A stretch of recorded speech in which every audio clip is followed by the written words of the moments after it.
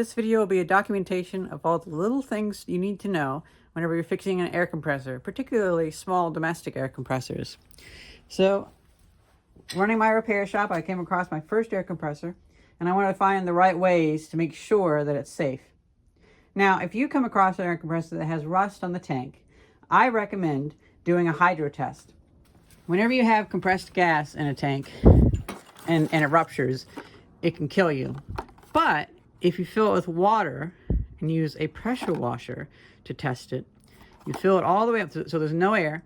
You get one of these adapters, and then you can use the pressure washer to pressurize it with a pressure gauge, and you can see, can it handle 300 psi, 350 psi, and if it breaks, usually it just pops and sprays water everywhere, because water doesn't expand super fast, so it won't blow up a building. Now, I think I'm just not going to mess with ones that are rusty. I have that more for pressure cylinders, but that's always an option if you find something you really want. I definitely recommend doing a hydro test if you can. Now with this one, when I found it, it was working fine. It just had some gunk inside the valves in the cylinder, in the compressor. So the compressor has this little cylinder, there's a piston that goes in and out, and over here, there's a very thin piece of spring steel that whenever suction pulls in, it opens up and lets air in, but when there's pressure, it gets seated. Well, there's a bunch of dust and dirt in there. So in a previous video, I cleaned that out with carburetor cleaner, and then I also put a little bit of grease in there, axle grease. If you are using this in a very dusty environment, you might not want to do that, but I feel like you probably shouldn't be using this in a dusty environment anyway. Maybe put a filter over it. That grease helped it seal, helped the piston ring seal on the cylinder. Then I made a mistake.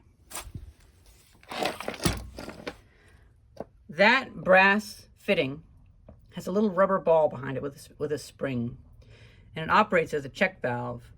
Well, it's supposed to go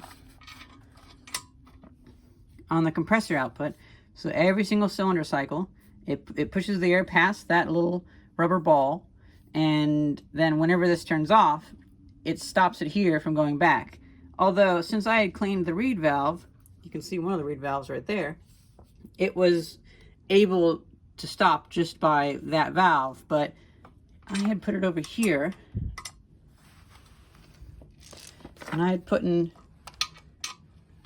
the pressure sensor, the pressure switch on there, unfortunately, which made me think that it wasn't working, because this would run for about 10 minutes.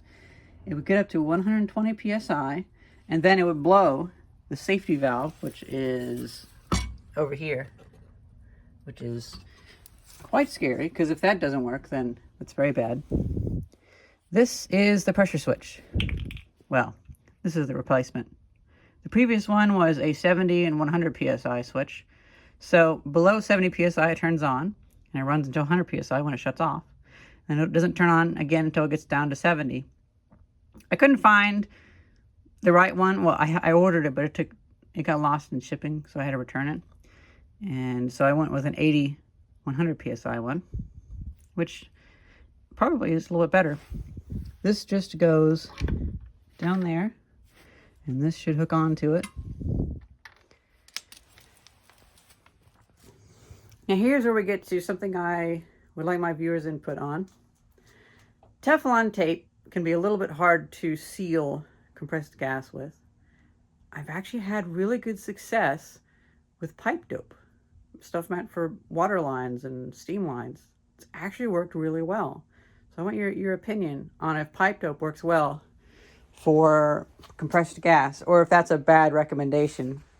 So granted, I didn't need to cut open the previous one, but I thought they're $5 on Amazon.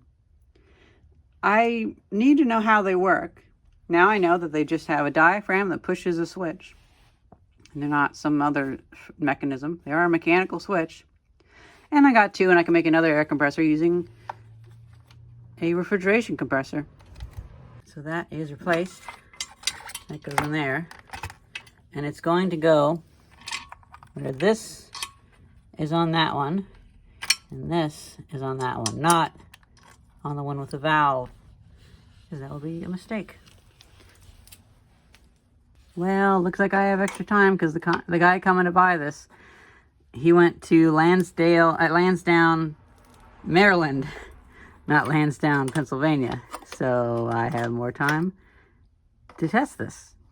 That's unfortunate. He didn't seem too bothered by it, but the U.S. needs different names instead of just stealing the same European names over and over and over again.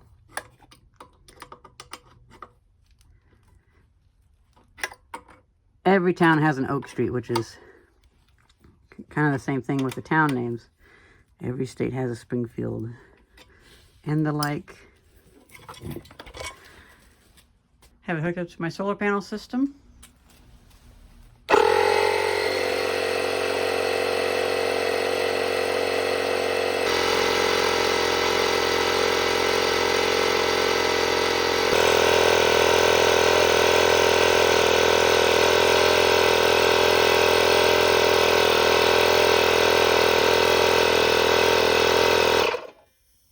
Oh, very nice. Just a hair over. It's perfectly fine. I think the overpressure is rated for 120. So, yeah. It actually is leaking a little bit. So, I think I'm going to have a little look at this check valve to see if it's actually checking.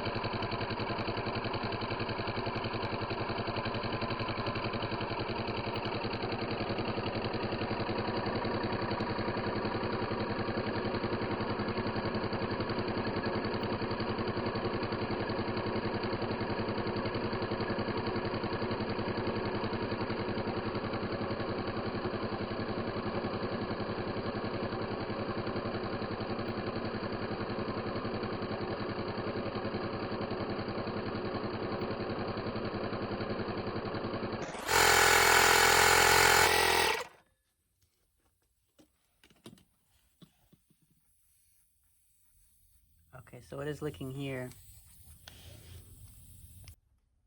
I guess it just wasn't quite down enough. I had to tighten it so tight that I worried I was going to break it, but, well, there we go.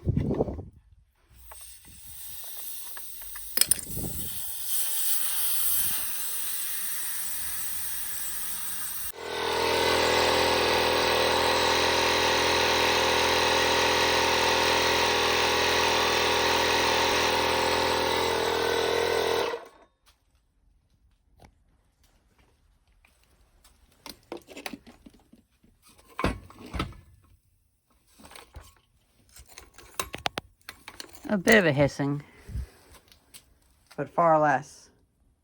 Well, I think he's here to buy it, and I took it apart again, and it's not leaking at all now. That wraps up the video. Hope you guys enjoyed this video, and thank you very much for watching. See ya.